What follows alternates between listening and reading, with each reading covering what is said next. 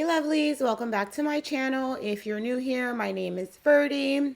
I hope you enjoy this content and definitely subscribe to my channel if you do. So today we are doing a set of press-ons. You guys, I really enjoy doing press-ons. Out of all of the different techniques, using my practice hand, working on other people, or working on myself, press-ons definitely is my favorite. So you might see more press-on content in the future, which is, if it's more press-on content, it's easier for me when I'm doing press-ons to challenge myself with design work. So let me know what you guys think. Do you want more press-on content, which would include a lot more design work? Let me know. So to start off with my press-ons, I do make sure they're all the desired length that I want. I also buff the surface of the press-on, and then I go in with the base coat. Today I use Eden's Rose rubber base coat just to add a little bit of strength, extra strength to the nail. And then I'm going to go in with 2 coats of gel polish. This color that I'm using is number 11 from Eden's Rose. And I will leave all of the items that I use in the description box below, along with any discount codes that I may have.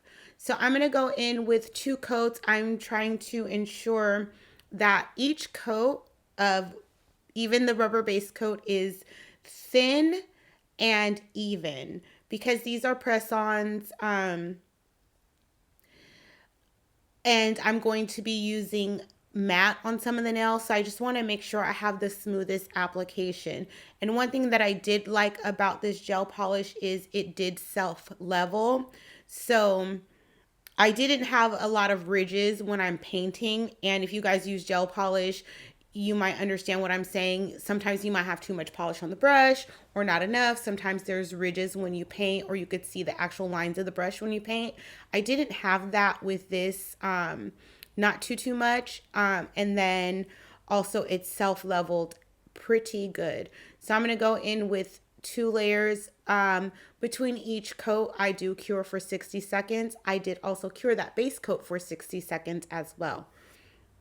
So once I have both coats of polish on the nails, I'm going to go on the thumb and the pointer finger with a matte top coat, and I'm going to use a glossy top coat on the rest of the nails. I'm doing my nail art on the thumb and the pointer finger for this design. This is my very first attempt doing sweater nails. I only did 1 practice nail off camera. And what I mean by practice nail is I literally just did 1 heart off camera just to make sure that I had the steps correctly. But I've never done sweater nails before. So I kind of want to lie to you guys and say it was easy, but it really wasn't. I chose to do hearts, and it honestly, it wasn't easy, but again, I could appreciate doing it on press-ons a little bit better because I could move the nail in any direction that I wanted to get, my hand comfortable, which I wouldn't necessarily have if I was doing it on myself or doing it on a client. I would have that for the practice nail as well. One of the things that I do recommend, however, is to do your best to, when you're practicing, to position the nail or whatever medium you're working with in the way you would actually position yourself or someone else if you're working on them. Just because the hand movement is a lot, like the way your hand moves is a lot, and that has a lot to do with your execution.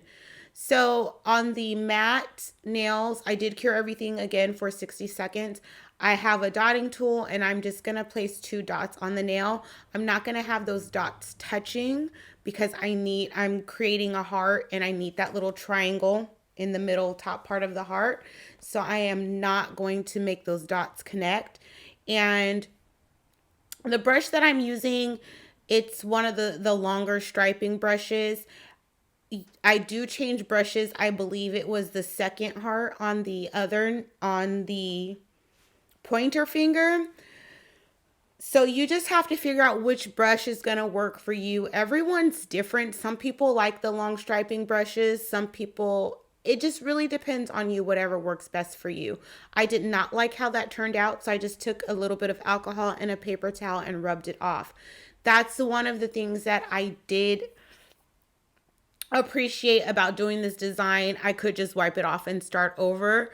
On the pointer finger, I did one heart that was not good, and I ended up wiping off 2 hearts instead of just that one, so I had to go back and do that over. But just take your time, and if you mess up, just start over. It was not easy. But it wasn't like difficult. You can see this was, like I said, I only did one practice one off camera. I mean, I've done hearts before, but sweater nails, this is my first time doing it, and it still came out pretty cute.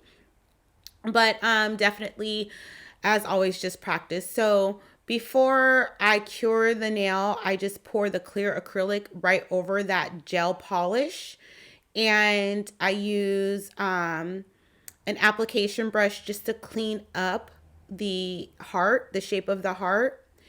And you can pour the acrylic after you cure the gel polish because it's still sticky, or you can do it before. I don't really think it makes a huge difference. So I do cure that in the lamp for 60 seconds.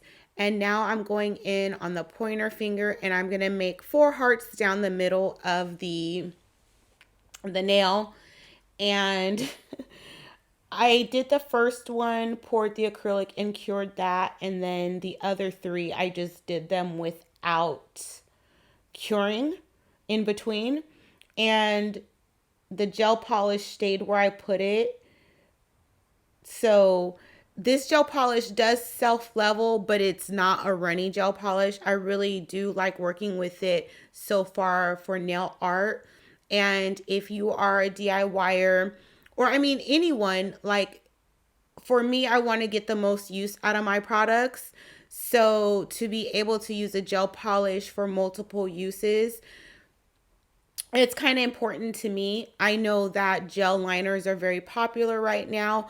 I have some myself, but I try and use just the gel polish I have already for that nail art, because I don't necessarily want to have to buy new stuff all of the time. So I said all of that to say that this is a good polish that has multiple uses. So just regular polishing as well as nail art. This polish also ombres really good. I did do an ombre design with this previously. I will link that video in the cards above. So check that out so you can see also the versatility of this gel polish. So this is where I messed up on the hearts, where I accidentally took off part of the one above it. So I had to redo, like fix it. So I did 3 this time, and then I put in the lamp. And then you can see here too, this is where I am using a smaller brush. So you just make your little circles with the dotting tool. Don't make them touch, just keep them a little bit distance apart. And then you just get your brush and just drag down some of that polish to a point. So make a triangle.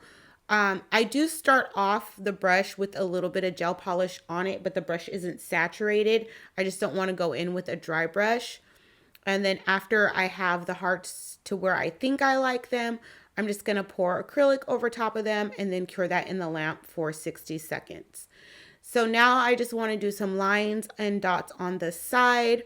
So I got the long brush again, the long striping brush again, and I'm just figuring out where I want that line to be. I do want this line to be a little bit thicker. And so I just make the line.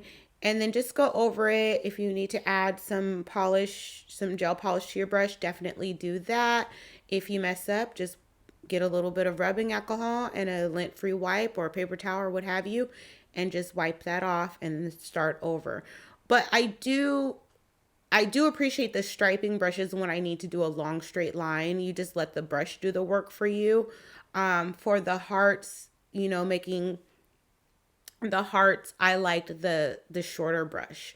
So you might have to use multiple brushes to create your design, or you might be able to do both with the same brush. It's just really up to you. I do really like how this turns out. It's another one of those designs where it's subtle. Like you can see it. If someone's up close to you, they can see it, but you can't see it necessarily from across the room. You can use whatever colors you want to for this design. This is just one of the sweater designs. You don't have to necessarily use hearts, but I wanted to use hearts and see how that came out. And I really like how it came out. Definitely would try this on myself. But it would probably take a lot longer to do this whole entire set. It took me an hour. I didn't do the hearts on the second set of nails. I just did it on the one that I showed on camera, but it definitely is a cute design. I love how it turned out. Let me know what you guys think in the comments down below. But like I said earlier, I think I want to do more press-on nails just because it's going to challenge me to do more design work. So let me know what you guys think about that as well. And I do appreciate you spending your time with me, and I will see everyone again soon for another video.